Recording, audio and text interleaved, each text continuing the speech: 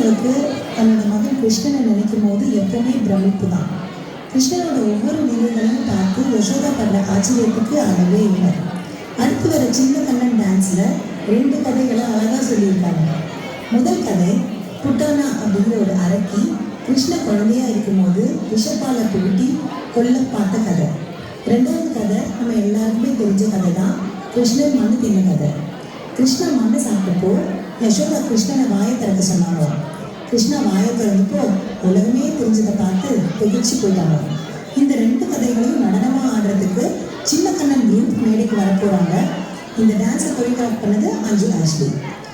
இந்த டான்ஸ்க்காக மேடைக்கு வரப்போற குட்டீஸ் விராஜ் பாசு ராய் சௌத்ரி, சாண்டி பாலச்சந்தர், கிருத்திகா கார்த்திக் ராஜா, இலக்கியா இளங்கோ, மதுரகா ஸ்ரீ கடலி, மிருனாலி சந்தோஷ், மிலானி பாலசுப்ரமணி, தீர்த்தா நிரவ் பட்டேல்.